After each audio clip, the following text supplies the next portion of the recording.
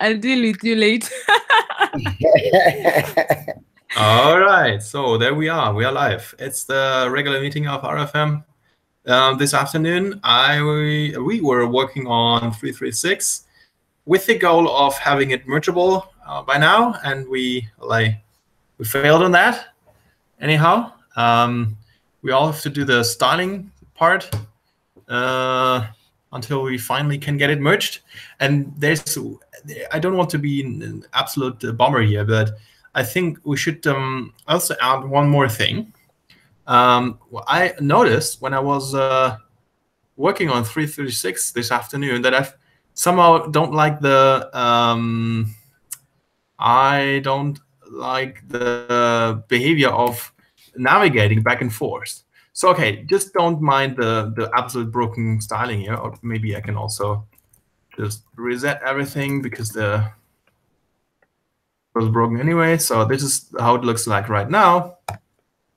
So when I'm on the index page and I click on one of those questions, then I go back and see I'm here. So I would actually now expect that if I say go back, I'm actually back on the index page, right?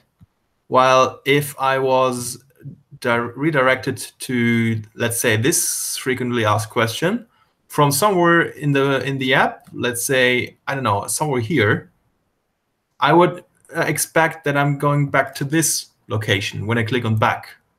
You see what I mean? Mm-hmm. So, and I don't know how to do it. I know that there is Amber back. Maybe so it should be labeled home. Say it again. It should be labeled maybe back home so that it's not misleading.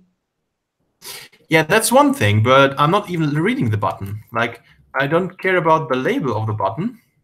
Oh. Actually, the label of the button is okay. I just want to go back wherever I was. So if we are using this frequently asked question page to be a deep link, then I would expect that the back button will bring me back to wherever I came from. So many pages could link to the frequently asked question, does anybody care? And depending on what was my page before, I should go there when clicking on back. So this whole concept works. I forgot to mention that this afternoon. We are indeed using it already on the broadcast index page and on the broadcast edit page. So there's one action called back, and it's implemented in the controller of edit and index. Every route also has a controller. It's like controllers are like a component without a template. It's, let's say, the first component that a route renders, but it doesn't have the template. It just has some behavior. And there's this back action. And the back action is in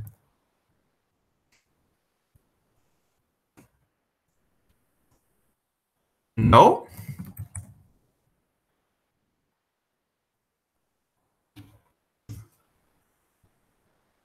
Yeah, here. Okay, so there's a button where you can click on back, and it doesn't link to somewhere. It just goes back one item in the history. So history means this history here. Okay, I can demonstrate it to you. So, for example, when I click on that broadcast, then I can say edit, and I can say back, but this doesn't bring me back to broadcast for 450, but it just brings me back one item in the history. You see it? Yeah. So I would actually like a similar behavior for the FAQ page, just as a side note. So we can link to it from anywhere in the application, and it will just bring us back to wherever we came from. Does that make sense? Yeah, that's a better user experience. And that's maybe a little more consistent than it going to different pages all the time. Yeah, exactly. Okay, so this is everything I wanted to say regarding the this afternoon. Yeah, I mean at the sake of repeating myself, but because you did say something about us failing to get it merged in, like we do need to add that functionality where I don't know, maybe you can show like where if you, because that's something that like that Tanita maybe would be interested in as well, as a reward for doing all the the UX stuff, is that functionality where when the person clicks on to log in, then they have a button that tells them why they need to, or to sign up. What is it again, Robert? I know it's in the original ticket.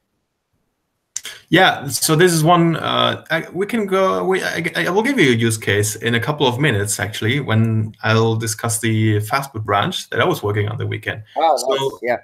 Having the FAQ below the button "sign up" or "log in" is one use case. So people go to the page, they ask themselves, "Why do I have to sign up?" Right, and we can bring them to a FAQ where it says you have to sign up because you're sending data to the server and you want to be able to change that data or to access your data. So we need something. Just give us anything where we can authenticate you with an email address, for example. That's the point. That's the reason why you have to register. We could, for example, explain why we are using a third-party identity service, which is Auth0. People might be interested about that, especially with the new data privacy regulation in Europe. Why we're using a third-party service? What happens if I log in with Auth0? Where does my data go to? We could we could add an FAQ how the data, the analysis, the statistics actually should influence the expenditure. We could all put all that into the FAQ, and we could add a link at certain places throughout our application. Does that make sense? I was talking too long. So, for example, on the login, should have a link that connects to something that explains more about why we are using and why you have the why, I would say. Yeah. Can you see my? I shared my screen because this is actually a separate issue that's related and would be closed at the same time. Where Robert has put a screenshot of what it could potentially look like. So I don't know if I think everyone has logged in before. So you have these options where you can do a third-party login or you can put your email, and then it would have like a button saying why, and yeah, like you said, Tanita would link to the frequently asked question. Okay. Yeah, that makes sense.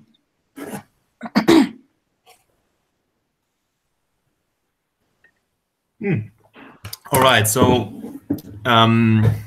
yeah, FAQ branch as usual. This is like an evergreen since a couple of weeks, I guess, the FAQ branch. Yeah, I think there's nothing more to say about that one. Let me share my screen. Fast say it again? Fast boot. Yeah. Yeah, by the way, actually, first of all, let's do the irregular Scrum, because Scrum is always, what have you done? What are you going to do? Where are the blockers? Could everyone tell me what he or she was working on, and if there have been any blockers? Did you, for example, let's start with Tanita. I was working actually on your pull request, and I already merged it, but you added some template for the original branch with the color diagram. Yeah. How did you feel with that? Was it easy for you? Could you maybe explain your experience with Ember so far? Oh yeah. That wasn't hard at all.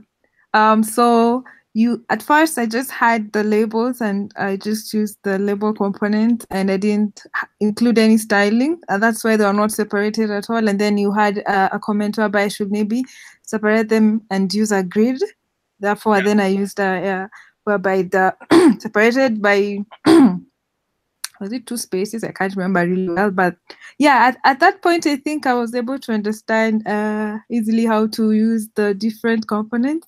And then I did something on, so at first when we are starting on that story, we were thinking, yes, have that label, and then for us to be able to know which color represents what, maybe go to the controller and then try to customize, right, the colors on the visualization charts file or something like that. Yeah. So I don't know. I can't remember. What did I do there? I think you also removed that because you found out about the D3 Legend library. But that was also a good one, whereby instead of you can actually specify the colors you want instead of it, just giving you the colors, and then you can specify a range if you want it to be sort of smooth, whereby if it's from a red to green, and then to some extent there is a transition between those colors, we just want to be the like specific colors there. Oh yeah, good. You actually on the yeah, good. And then there was the parts, I don't know if you can see it. Yeah, basically, yeah, that's how I broke them down. Oh, sorry, a little maybe won't commit too far. Yeah, that's where, yeah. So after you told me that instead of having whatever it's like 13 to 16, I broke them down. So like I have a row, actually used a row to hold them to be the main div. And then have a 3-wide column. Yeah, 3-wide column. So, whereby, so all in all, it was fairly easy for you to work with it?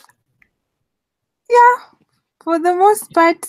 I can't still understand fully the whole grid thing going on. Yeah, me too. I don't understand it either. Yeah, but some extent I was like, so I would like just I would just substitute the spacing whereby instead of 3, I try 2 and see how that looks like. I'm like, it's too close to each other, and then I try 4, 2 apart. Yeah, just exactly. trial and error. Yeah, exactly. So this is what we did this afternoon as well. Or like, I'm always struggling with layouting. So this is one way to do it. So before we had this nice legend here, Tonita was adding colorful labels on the top of this visualization, right? And she was using the grid system. And as far as you just told us, it was very easy, no blockers, and but then there was I just discovered that there's an even more easy way to do it.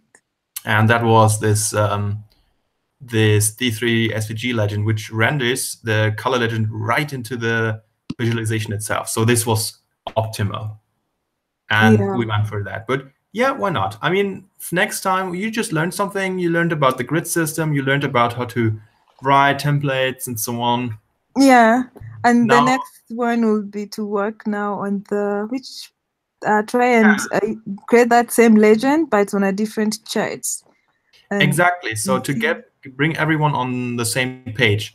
Yeah. This afternoon, before we did the pairing or the mobbing session, I don't know.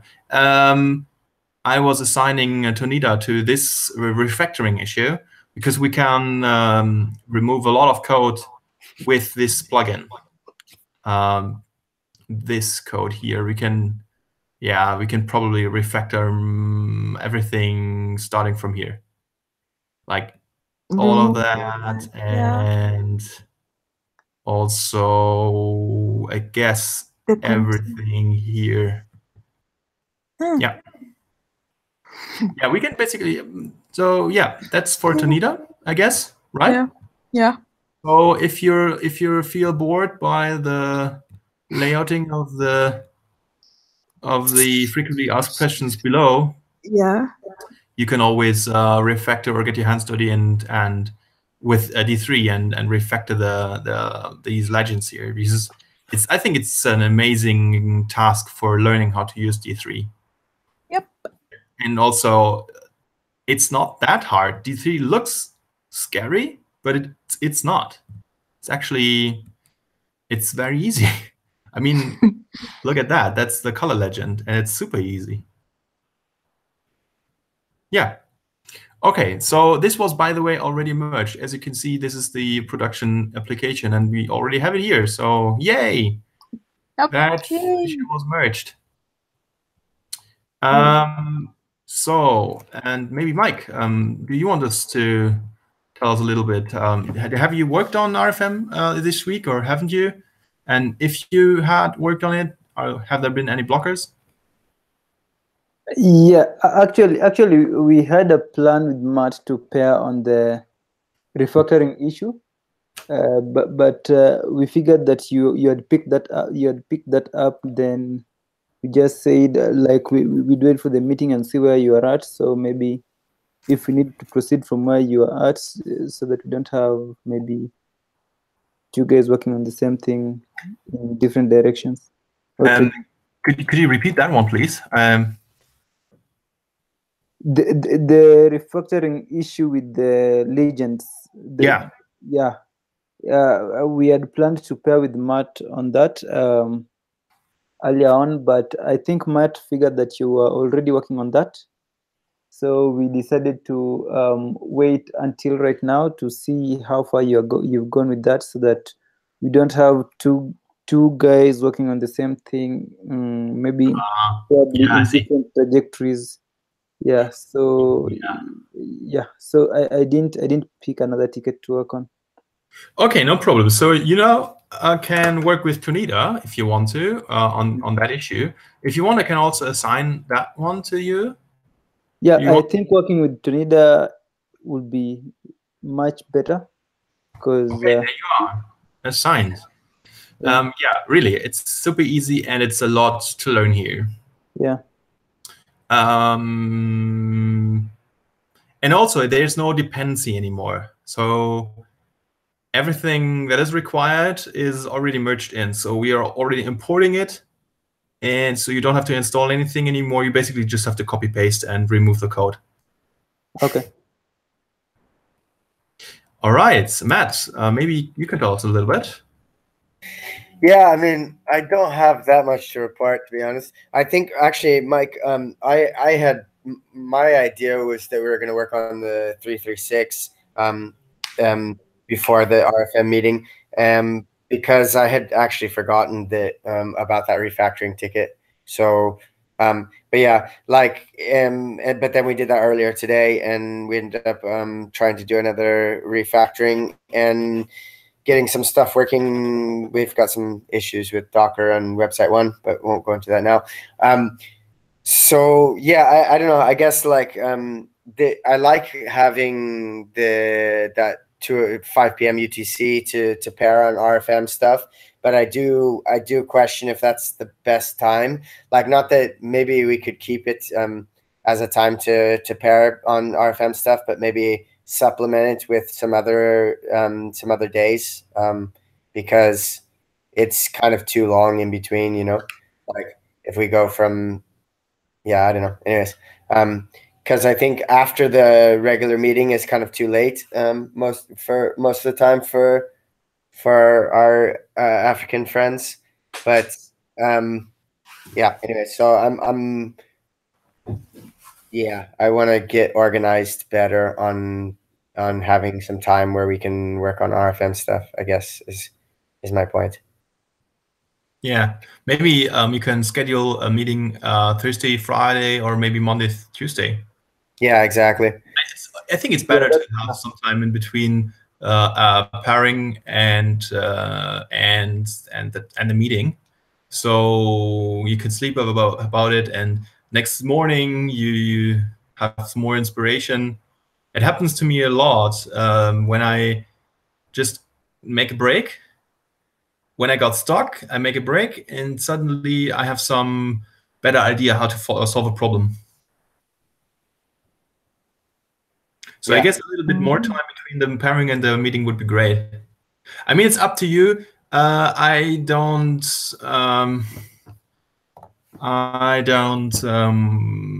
have a fixed schedule or something. I couldn't pair with you tomorrow, for example, because tomorrow this time looks rather my schedule's pretty full.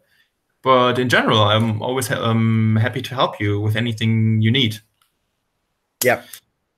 Yeah, I mean, it's just a matter of organization, you know, and getting in the habit of doing things and trying to, because I mean, just that whole thing, you know. There's I guess it's not like we haven't been pairing. Like, I guess Mike and I have been pairing pretty much every day, and Tanita has jumped in as well on some days. It's just that we've been pairing on different projects, and like because we've been doing some stuff in Ruby, because we're doing the. But I mean, I guess RFM uses Ruby as well. So we can always pair on Ruby stuff with RFM because we're trying to. The idea is to supplement what Mike and I are doing on the weekends with having pairing sessions during the week to contribute to open source projects using Ruby.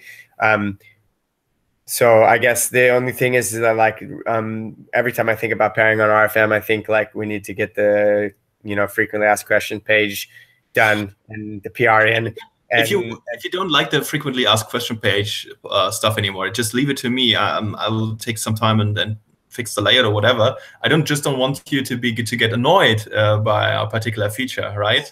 No, it's not that. It's not that at all. It's just it's more. It means the FAQ stuff again. Oh no. No, it's more. It's more. I guess like guilt is maybe the right word, but that doesn't make any sense because that's a negative feeling as well, and I don't think we should be feeling negative about contributing to open source projects. That's not the point of contributing to open source projects. It's more just like just learning how to be focused and how to be organized and how to like when we start working on something to try to I don't know. I'm don't know. My thoughts are not so coherent right now, but just, starting to work on it and getting it and wrapping it up and getting it merged in, is something that's a goal. But I don't know. That doesn't mean that that's the only thing that we can be working on for RFM. So yeah, it's up to you basically. Just think about it. And, just organizational issues are always a problem for me as well. A lot of times I go to bed and I think, okay, this morning I had like 10 goals that I wanted to finish and I maybe reached 2 of them. Or maybe that was the only one. And so that happened. Yeah, for sure. That happens too, of course. If there's something I can help with, just let me know. Yep.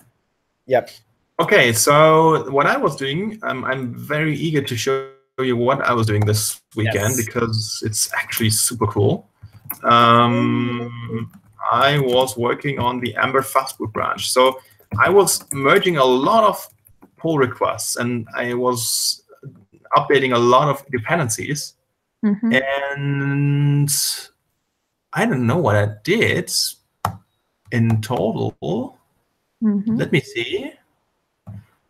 I was merging a lot of dependencies since last week. So I think all these pull requests, I merged them. I did that one. So that's, for example, the installation of that enables installations of third-party D3 plugins. And deprecations, I fixed those. Not all of them. There are still some deprecations left. I covered that one. So there was an awkward issue with, so this year Ember Source is like the main Ember's dependency. So Ember Source is responsible for pretty much everything. Like Ember Core, let's say Ember Source is like the Rails dependency for Ruby. It's like Ruby Gems. Yeah, for Ruby Gems. So there was an awkward issue. Maybe this is interesting for you. So when we had this, so this is actually a ternary operator in handlebars. Yeah. So we want to set a class, a CSS class, depending on if the user is valid or not. That means the user is there, like the user is logged in or not. And then we want to make it selectable, or otherwise it's disabled, because you should only change your age group when you're actually logged in, right? So in this strange if statement, which I have thought it's perfectly fine for newer versions of Ember Source, there was an issue that if you click on the drop down, it doesn't close anymore. It always keeps open. Mm-hmm. Right? I remember that. I remember that there was that issue, and you were going through trying to find what was the commit that introduced it. Yeah. So it's not a commit. It's like this if statement. So if you just do the same thing with a computed property, so you give a property to this component, and just make the very same thing, and return selection fluid or disable depending on user, then oh, Anita, I think you muted the wrong person. You muted Robert. Oh my God, sorry, Robert. Instead of muting Mike. Sorry, Robert, I muted you. Robert, you're muted. Can you unmute yourself, please? yeah, I'm back. So what did you, Sorry. how much did you get? Properties.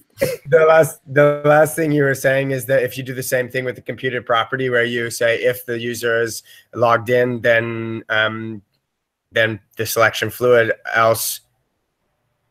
Yeah. So just refactor it, not do the ternary operator or to this if statement here. Just do it here. Problem solved. Yeah. I don't know why. So it has to do something with new versions of Ember Source and how they do handlebars. So after I fixed it, we could safely upgrade to Ember 3, which is a major version bump. Yeah. Going from 2.18 to 3.3. It's like going from Rails 2 to Rails 3 or something. Yeah. Okay, so we did that. And I also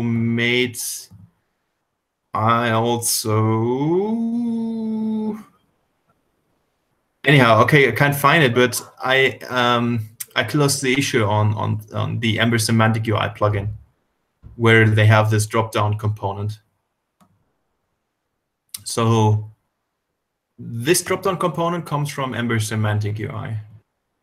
And it was, I had an issue open in their place saying it's incompatible with Ember Source 3 before I found out it's actually us. Yep. So I could just close that one. Okay. Except that I was also, working on fastboot dependencies and fastboot. Yeah, let's get to the point.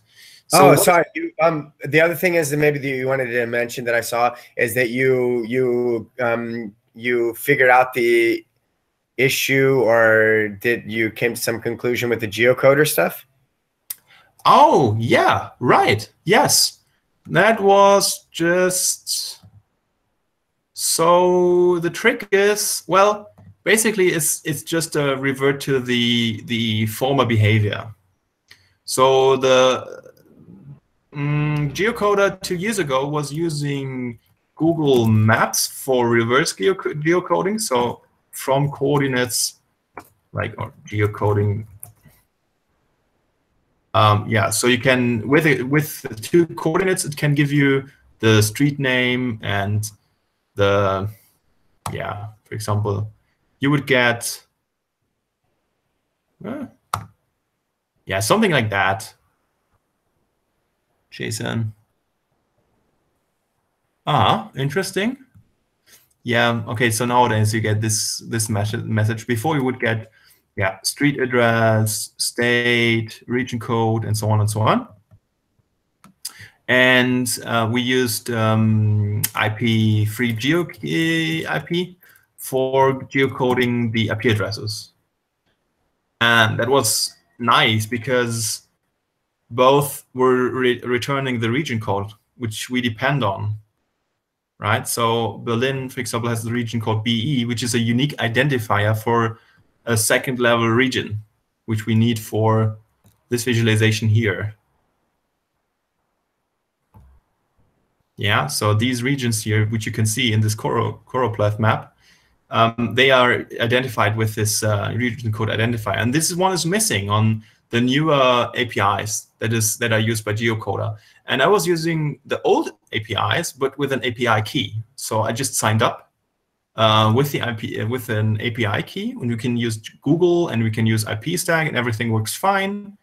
And I don't have to check in my secret API key because I had to enter credit card details, and so I don't want to put that into our repository, right? Because otherwise everyone could just grab the API keys and basically let me pay for it. I don't want that.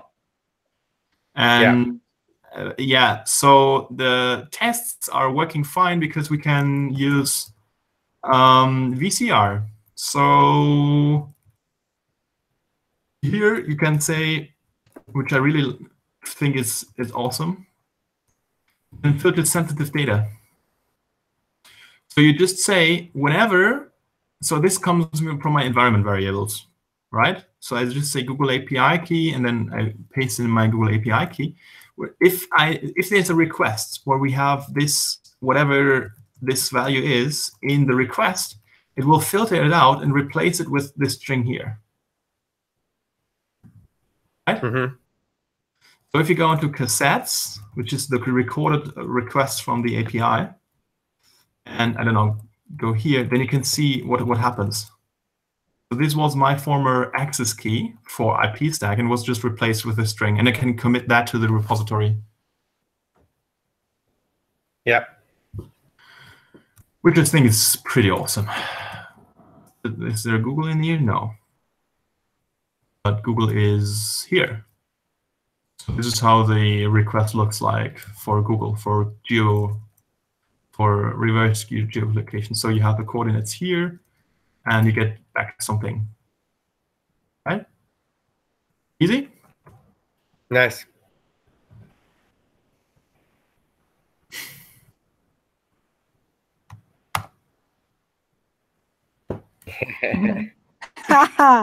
You had a fun weekend, I see. All right. So that was it. So that was the geocoder stuff. And I mean, this was making me crazy 2 weeks ago or 3 weeks ago, was it? I don't know. Mm-hmm. Yeah. And finally, I also worked on the Amber Fastboot thing and learned so much.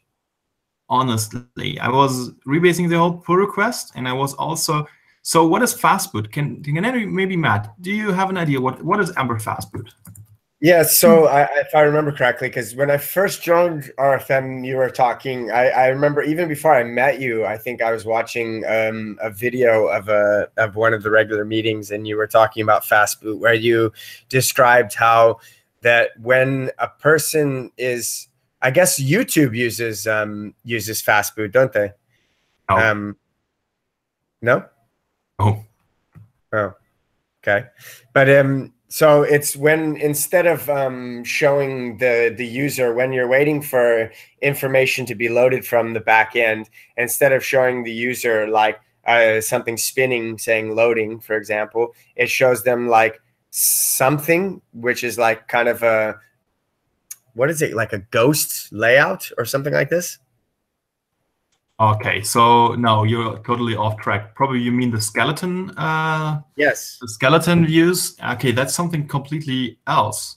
Skeleton means it's more a concept. Like if you have parts of your page that require on some data, it's what we would call secondary UI. So the primary UI is rendered already, and then there's still something which is missing some data, and you wait for the AJAX request to finish, and then the rest of the HTML is rendered based on the data.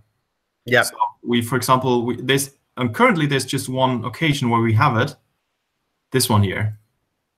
So this is depending on, like, this is our secondary UI, but yeah, we want to get users a quick access to this page, and we don't want to wait for it until this data has finished, because the user will scroll down to it anyways. Yeah. And in the meantime, this will be fetched from the server, right? Yeah. Okay. Fastboot is server-side rendering. So if you check out the source code, then you can see there's no HTML in here, right? While when you see inspect, you have HTML here, right? Mm-hmm. So the reason is this one here is what you would see if your browser doesn't support JavaScript. Mm-hmm. And this one here, this DOM tree is updated when your browser is JavaScript capable, and yeah, maybe you can see, yeah, and boom. So you can see some changes here and there. It's when the page re-renders parts of the page. Maybe I can show it somewhere else. Come on. Hello? There we go. So, I don't know. Let's check out that part. And when I say, for example, next, then you can see that nothing changes. Huh? Okay. I guess it's not very visual, but you just have to believe me that this all HTML is rendered on the client, on my there you can see it. Did you see it? Yep. That one, the one. Oh, yeah. So it is highlighted which those nodes are highlighted when they change. Mm-hmm. So it's completely different than in server-side environments like Rails. In Rails, everything is server-side rendered. So if you go to another URL, the whole page will change, while single-page apps will only update those nodes that actually change, right? Yeah. This is amazing because the rest of the app can just stay the same. But then there's a problem with single-page apps. You have to wait until the entire app has downloaded, right? Mm-hmm. And this can take a while. And in the meantime, so when your app is downloaded and the browser is starting rendering the page, you will see a blank screen.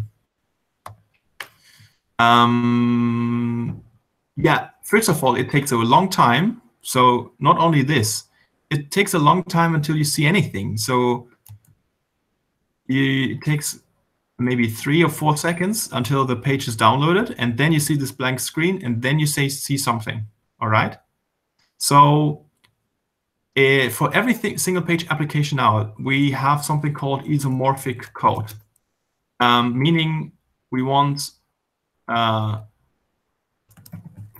the same code to be executed on the server and on the front end, right? So the server will send some HTML, and as soon as the entire app is downloaded, which will take a while, depending on your internet connection. So I can, for example, now simulate, let's simulate slow 3G internet connection, yeah? So we are on mobile internet now, and I'm just simulating a slow connection. And this takes for years. Okay? No, wasn't too bad. But hey, you see the point, right? Mm-hmm. Wouldn't it be nice to have some page delivered to the front end before we have all the JavaScript downloaded? Yeah, like a fast boot, kind of. Yeah, a fast boot, exactly. And that's exactly what fast boot does. Fast boot does server-side rendering. It's an Ember plugin called Ember CLI Fast Boot. And then the server will render HTML on the server, send it to the client, and then there will be some time until the front end takes control, right? Mm-hmm. So as soon as all the JavaScript is downloaded, the front end takes control. In the meantime, everything is server-side rendered, as if you would, I don't know, have some kind of Rails app in the background or something, right? And this is also especially useful for search engine optimization. So that's also one of the most important reasons why you should have server-side rendering. Those crawlers by Google, they don't They're not JavaScript capable, right? So all they see on your page is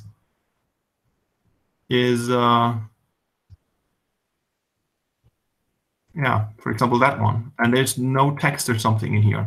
Right? So the crawler cannot do anything except maybe take the text from here. And in fact, if you search for Rundfunk mitbestimmen on the web, the most stuff you will see or you will find is some reports on the media from other pages. But yeah, everything, yeah, this is basically what the crawler can say about our application, right? And this is not very much. It would be nicer if you could have, if the crawler would know what are the different pages and what's on the pages and so on, right? Mm-hmm. So this is just the title and nothing else. Yeah, and fast boot is awesome. I was able to run it. So now I'm on the fast boot branch. So I'm on Amber fast boot. And how does it look like? Let's see. Here you go. So this is actually HTML. Nice, huh? Yeah. Yeah. Mm-hmm. Magic. What? And how does it look like if you open it in the browser? See, it's super fast, and you see the spinning icon up here. Mm-hmm. So you see HTML before the whole page is downloaded. Yeah. Which is awesome, which is exactly what we want. So this is server-side rendered, and then the JavaScript is fully downloaded, and the routing and everything happens on the client. And it's especially visible, for example, if you check out this visualization here. So this D3 visualization happens in the client, right? So it's using jQuery and so on, and the SVG is rendered on the client. And on the server, it looks like that. Oh. Could you see it? What? Was it empty? Oh. Yeah. The reason for that is Fastboot is not able to do any graph visualization. So the hook did render happens after an element was added to the DOM. Everyone knows what the DOM is? The DOM. Is it elements in the HTML element? Yeah, document object model. So basically the tree of the HTML, right? What you have here, like this is the DOM, or maybe it's easier for you to see it if I'm using the developer tools, because they nest different elements. So this whole thing here, the whole HTML tree is the DOM, the document object model, right? So you can add more nodes to the document object model after the page was delivered to the browser. And that cannot, of course, it cannot happen on the server, because the server is the server, not the client, right? Mm-hmm. So if you have something that's that happens when you are on the client after the element was added to the DOM tree, that doesn't happen on the server, and that's why you don't see anything here. Yeah, in the beginning. Actually, that's localhost. That's localhost either. But this one is localhost. So if you refresh the page, the did render lifecycle hook doesn't happen on the client, which is expected. This is fine. All right. You could, however, render the SVG also on the server, but this is tricky. There's also D3 node, which does server-side rendering for D3. But this is for another regular meeting, I would say. All right. Can you still follow me? I think I confused everyone. Actually, I think I think I got up to the part whereby to understand the chat was not showing because that operation was performed once already. The chat is added to the DOM, and the server doesn't understand that. Yeah, exactly. So what we want to do is we want the best of both worlds. If we have a browser which has all the JavaScript stuff already, it's super fast because the only data that gets transmitted from the server to the client is small JSON responses, and the app is super fast. But we also want server-side rendering for every client that does not do JavaScript, like web crawlers especially. We want to show something for clients with low bandwidth. Yeah. So if you're on a slow internet connection, then you want to see something. And yeah, what else? There are a couple of reasons for doing server-side rendering. And this is what we call isomorphic code. So the Amber Fastboot pre-renders parts of the page on the server, sends it to the client, and also sends the whole Amber app to the client. And then magic happens. All right? Yeah. Yeah. Okay. And let me share my screen again. So Mike and Matt, are you still with us? Do you understand what's going on? Yep. You see the advantages of doing server-side rendering? Yes. That makes sense. It's like using the right tool for the right job. Yeah. So the difficulty for using Ember Fastboot was that we still had plugins that were not Fastboot compatible. Namely, especially Ember Simple Auth 0. This one here, that we were using it. It's like an integration for Auth 0 with Ember, right? And this one was not Fastboot compatible. Yeah. Basically, I removed that plugin and found out how to use it without the lock. So if you, for example, now click on login, so we were using the lock before. The lock means the pop-up that happened. Okay, I can show it basically on action. So when you click on login, you see this window here, right? And this is the so-called lock of Auth 0 lock. Yeah. It's a customizable piece of code that you can pop up somewhere in your application. Have you seen this before? No, actually I haven't. Yeah, so here, this is what I mean, like this lock thing. Ah, yeah, okay. Right, it's a piece of JavaScript that we add to our page. And unfortunately, this one is not Fastboot compatible because we cannot render this on our server for some reason. It's making use of window. Window is a global object. It's a global in Ember. What is a global? Does anybody know? Global. Like the window covers everything within the page. Yeah, so that's what the window actually is. I have it in my browser. So a window is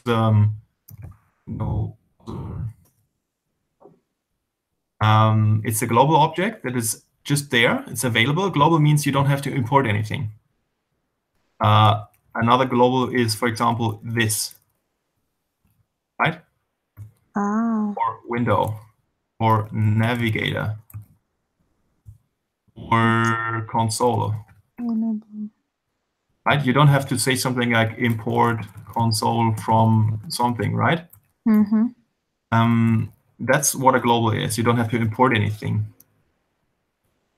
It's a global variable. Global variable, yeah. Basically, that's it. And window is not available on Node.js because window refers to the browser window, and there's no browser window on the server. Does it make sense? Yeah. What is actually I don't have a window server. blah, blah, blah, blah. So apparently you could say window alert. How?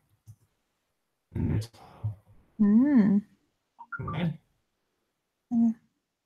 So what else is there? Oh, there's a lot.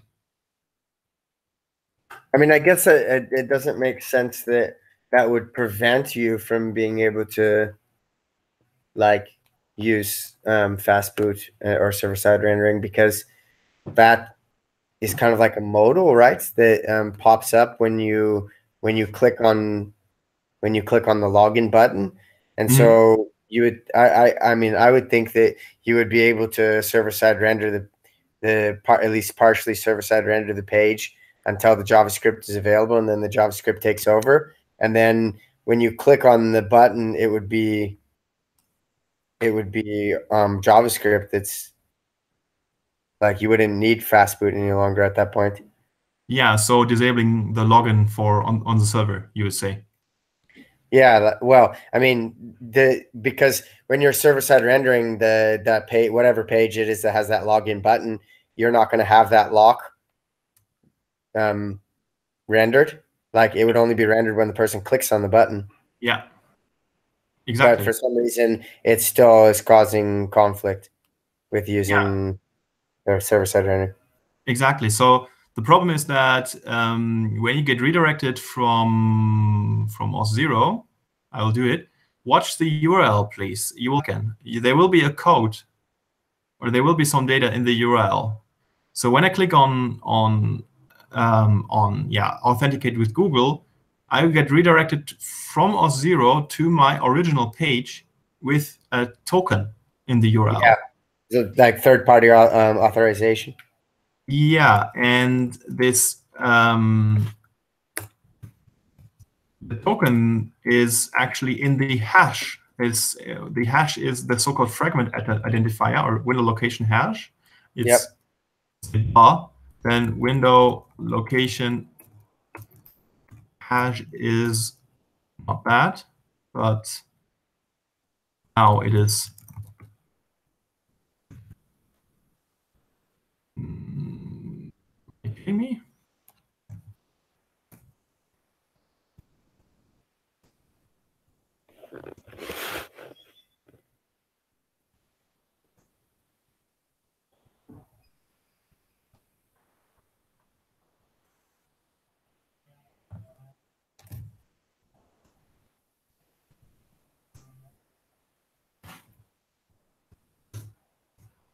Finally. Okay. So this is what I wanted to show. So that's only available on the client, and this library is making use of window, and window is not available on the server, and then it crashes. But so there's no way to actually like disable fast boot on specific pages. It is. So if you just don't want to something on user guide, so you can of course distinguish: am I on the server or am I on the client? So this is very, very common to have some kind of if statement. In fastboot, you just say fastboot is fastboot. So this is how it works. You have this fastboot service, for example, in a route or in a component or whatever, and then you can say this get fastboot is fastboot, and this will be true if you're on the server, and it will be false if you're not. Right? So you can, for example, say is fastboot and then do something only on the server, and this will be executed only on the server. Yep. Yeah. I was able to fix the whole thing by just removing that plugin altogether and using something completely else.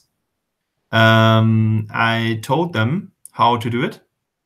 There's a blog post which we can and we can get rid of this whole plugin. And then I was able to use fastboot. So the magic is that, as you said, Matt,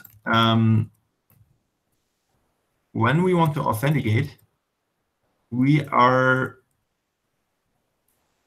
call, so where is it? Omni off. Login. I'm just searching for the login. Oh. Somewhere in here. Front end. I think it's in the route. Yeah, this is it. Okay, so this is it. So what we do is this login thing here will send this line here, sends the user to a hosted page of 0. So if I'm now on localhost again. I'm now on localhost, so this is the Ember Fastboot branch. When I click on login now, I will not see the log with the thing that pops up. I will be redirected to auth 0, like this. So can you see it? Mm-hmm. I'm on a totally different domain now. And here we open the log. Well, this is just a hosted page of auth 0. I'm on a totally different domain. That's what I want to show you. Yeah. So, and when I say Google now, or login with Google, I will be redirected to my page, and client-wise, I'll get the token from the URL. And this all happens without the use of any plugins. All right? Once more. I log in. I click on login with Google and watch the URL. There it is. Oh, no. There it is. And it's gone. So this was it. All right. So as soon as the token is in the URL, it gets parsed. And this token is then used to authenticate the user. It's sent on every backend request. This is the whole trick. And we cannot parse the location hash on the client. And that's why there's this callback route. So this callback here is reached when you get back from auth 0. When this is the place where auth 0 sends you to. It's the authentication callback route. And we do it just on the server. We don't do anything. So we just do this if we're not on the server. So we are on the client, and then we authenticate here, right? And authenticate means parse the URL, right? Yep. Yeah, and then everything works, and we have server-side rendering. And I'm about to merge that in. We still have to fix, like we have to set up some. No, we have to set up a node server on our production server, because right now everything is statically built and it's just a piece of JavaScript delivered to the browser. I would have to set up some node server on the production server, because right now all we have is just an Apache server serving this Ember frontend, and that's it. And we would have to have a node process running there, which is doing the pre-rendering. Does it make sense? No.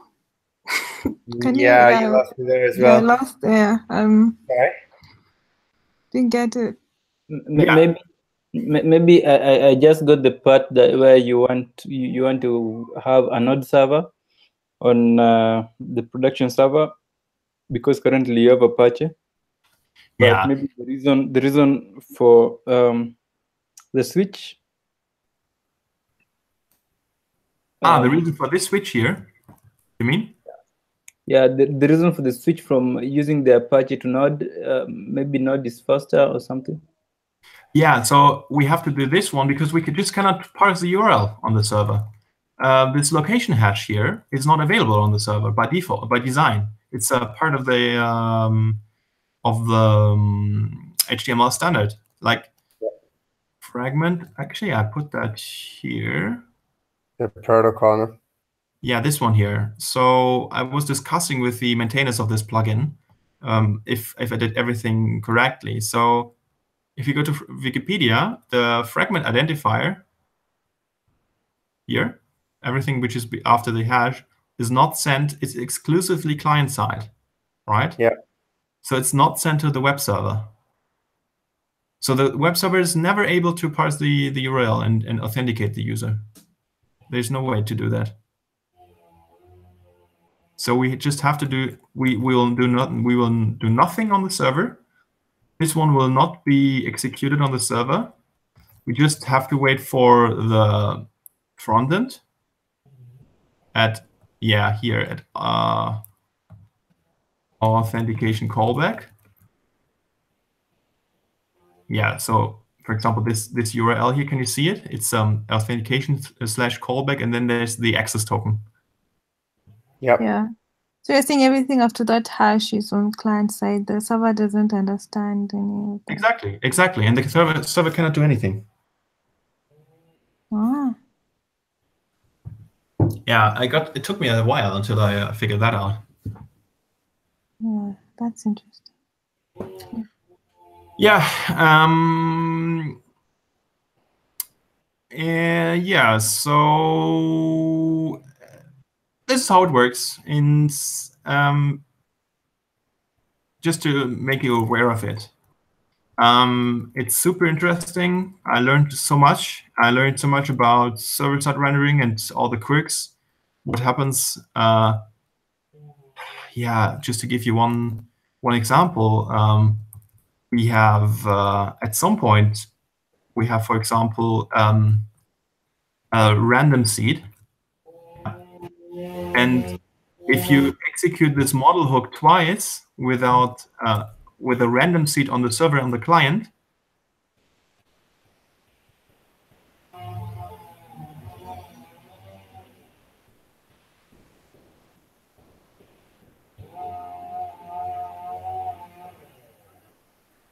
and you have a selection and then suddenly another selection. You see it? Mm-hmm. Can you do that again? Yeah. What? It's choosing. So this chooses random broadcasts, right? Exactly. So choosing random broadcasts, and then right after it chooses them, it chooses another set. Yeah. But I didn't understand why that's happening. We have this seed. The seed is coming from here, not random. It's just a random number. Yep. Mm-hmm. And this one is sent to the backend. Here. Going to params, and then params is put into the selection of broadcasts. So you have a random set of broadcasts, but it's repeatable and with respect to pagination. So you can click on next, and you can go back, right? Mm. And Yeah. it's still the same. Yeah. Unfortunately, this one here is executed on the server and on the client twice. And of course, because it's random, it will be different, right? Yeah. Mm-hmm.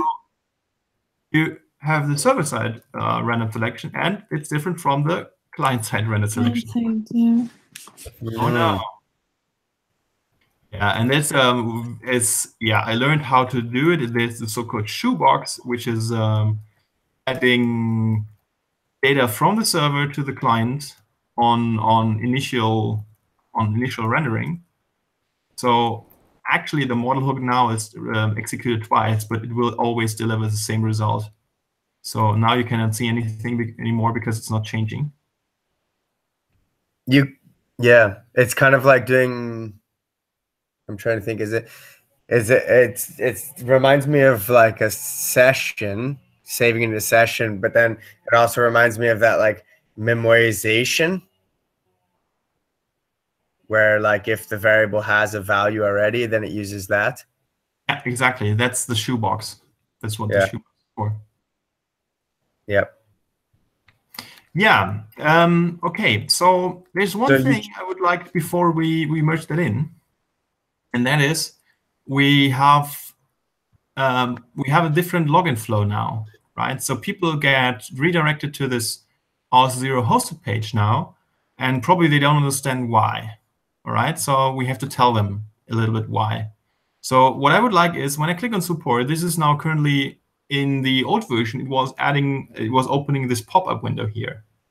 Now, if I click on support, well, and I'm not authenticated. When I click on support, then I suddenly end up here, right? This is somehow a bad user experience, I would say. I would like that something explains me that I'm now being redirected to another page.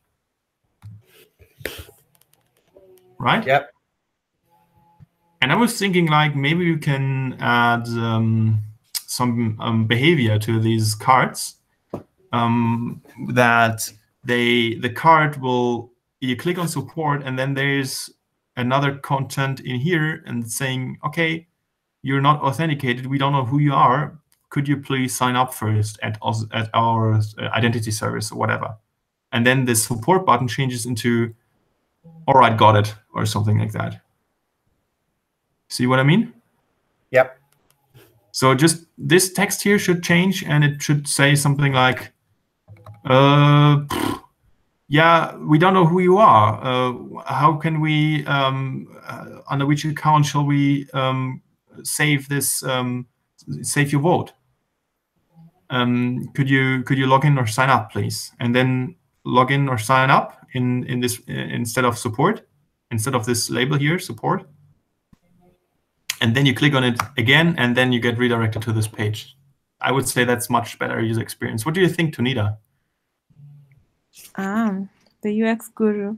Yeah, I think I think that totally makes sense, because someone may click on support and wonder why they're logging in.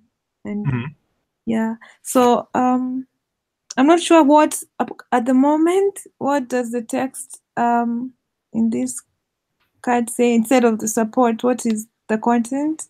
This is the description of this broadcast here.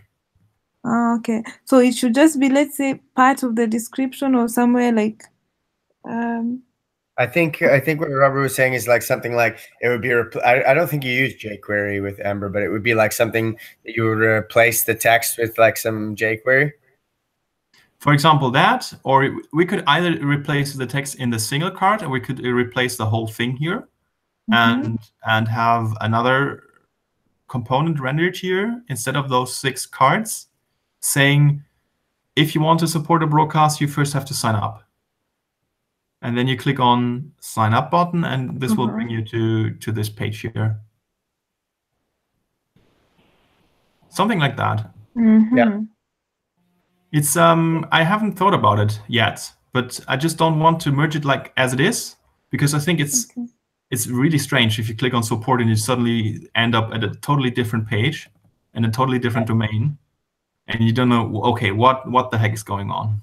Yeah, maybe people can think it's not secure or something like that. Yeah, exactly. Like, Rundfunk's been hacked. Yeah.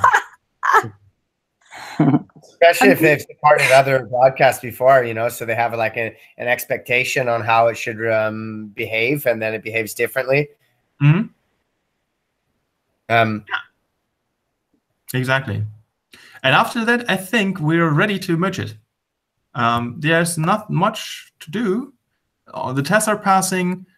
Cucumber tests are going fine. It looks, yeah, it's really fast.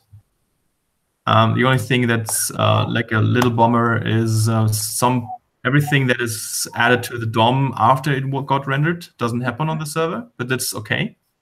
And yeah, and this login thing, this login flow, it doesn't feel quite right. Yet.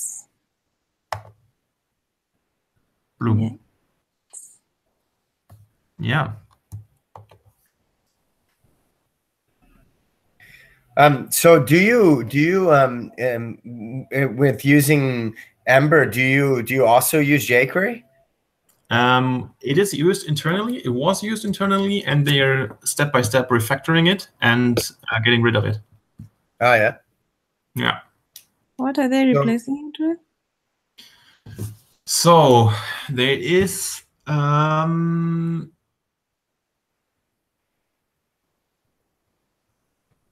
I don't know.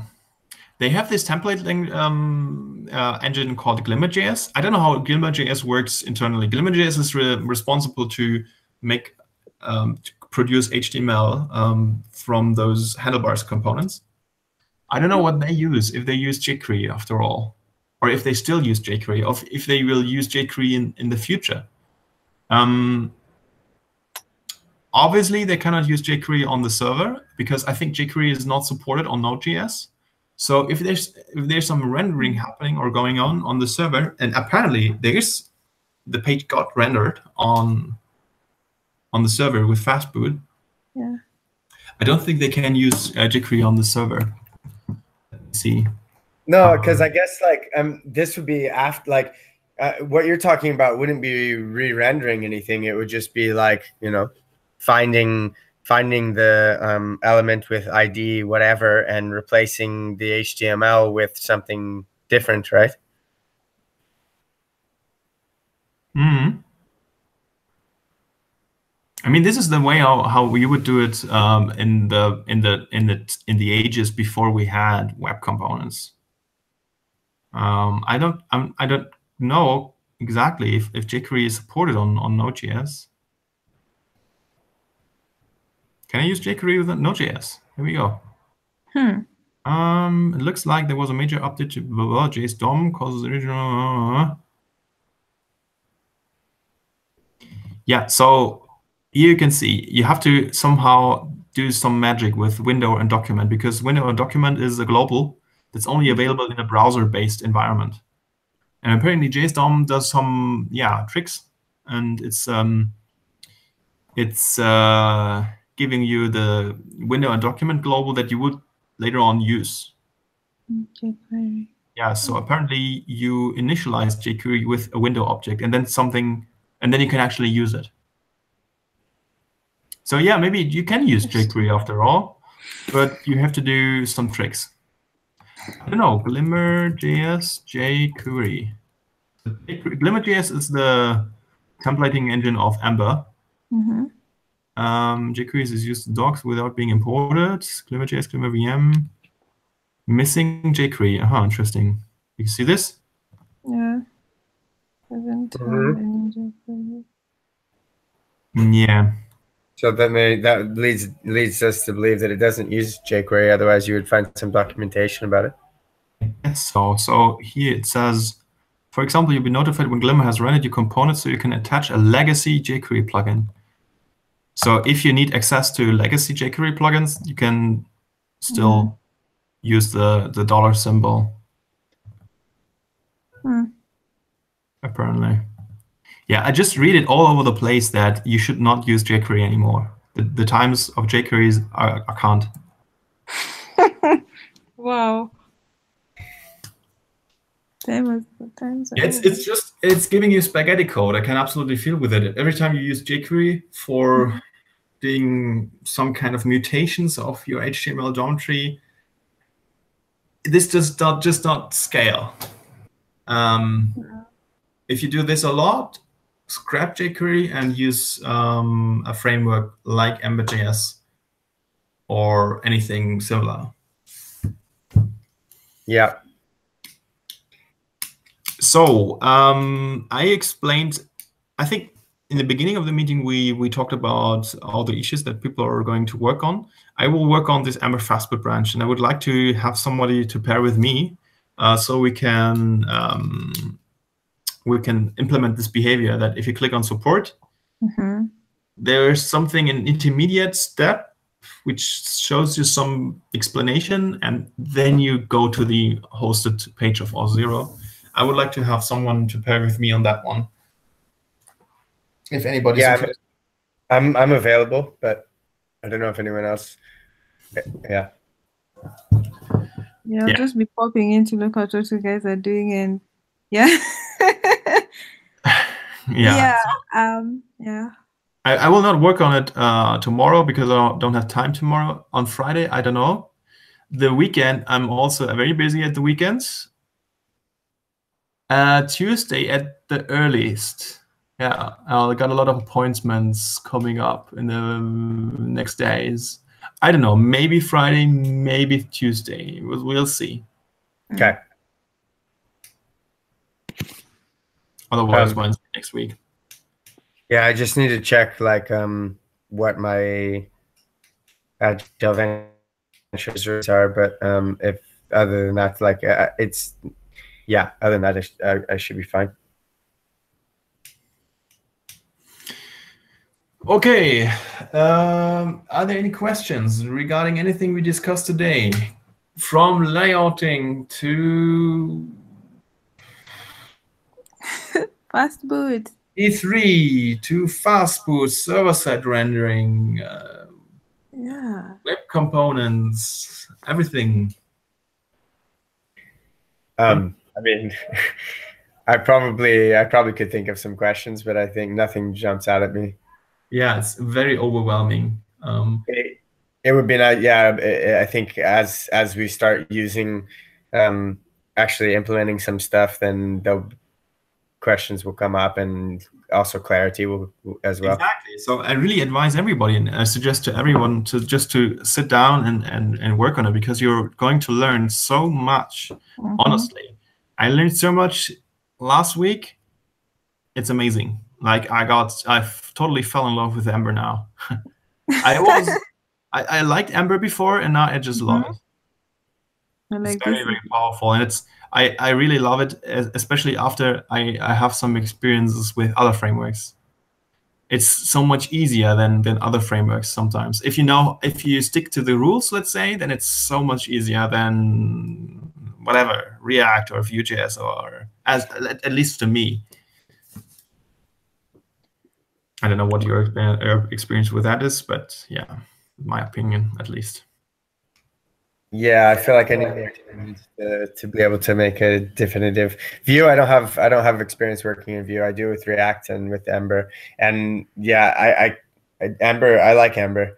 I think that maybe like it has a little bit of that convention over configuration feel to it that reminds me of Rails. Yeah, and for example, test-driven development, so easy with Ember. Yeah. You have your build tools. This is your tutorial how to write tests, and go for it, right? I'm working currently on another framework, on another project which is using Vue framework and using Nuxt. Nuxt is also server-side rendering for Vue. So what Ember Fastboot is for Ember is Nuxt for Vue.js. Yeah. And it's such a pain. There's no tutorial. There's no documentation how to set up component tests with Nuxt. It's terrible. Crazy. I'm going to find out in the next couple of hours, because that's what I want to do until I go to bed. That was at least that was much easier in Ember than in Vue. Okay. For me. Does it have anything to do with how long each one of them have been around? I guess so, and also it has to do something with who invented it. So test-driven development and behavior-driven development was absolutely crucial and absolutely standard for Ruby on Rails applications a long time ago. And since the same people developed Ember, testing was put into it from early on. Yeah, and it's by now it's got very mature. Do I pronounce it correctly? It has been a while. It's been around for some time, and it developed quite a lot. And the testing is built in. It's if you generate a component, as you just saw, the test comes right with it, right? So the tool set is just everything is built in. Right, so you don't have to configure anything anymore. It's bad for everyone who's arguing about the tool set, right? So not everybody likes broccoli for the transpiling, but I'm just happy with what they give me, right? So I'm happy with the tool, the default tool set. It just works out of the box, and I don't have to worry about it anymore. Yeah. It's easy for just working from just for prototyping, or if you start from scratch. if you have some technical limitations, if you have requirements or whatever, if you have a legacy app where you have to step-by-step convert an existing app, then Ember is probably not the right choice. But for us, it was definitely. So from the technical point of view, I really like it by now a lot. Many things are just easy in Ember. I'm becoming more and more experienced in other frameworks, which have their advantages too. But for example, that there's no tutorial on how to write tests is something I just cannot understand. Like, do they don't write tests or what? I mean, I like getting in the habit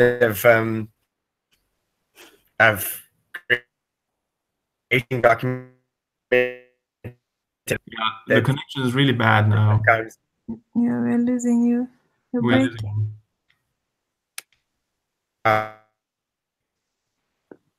But Trinity, you can still hear me, right? Yeah, I can hear you playing. I think it's his side. And then the sign is shining on his face. I can hear you as well, but you can't hear me apparently. Yeah. Okay, so as long as there are no questions anymore, I would definitely say let's stop the broadcast and finish this regular meeting. Or what do you think? Are there any questions? Is there anything from your side? Tuna, you're going to work on, if you would like, you will be my hero if you want to do the layering for FAQ or the refactoring of the D3 components. You can work with that with Mike. Mike, yeah. The D3 thing. Yep, we will work on that together. Great. Cool. If you need any help, feel free to send a message. Matt, I would say you should not work on FAQ anymore because for the problem of getting annoyed, the danger of getting annoyed. If you want, you could pair with me on the component thing on the fastboot branch, for example. What is smiling? Yeah, I can only see your smile. Yeah, like a long smile. Yeah, I think maybe it's internet.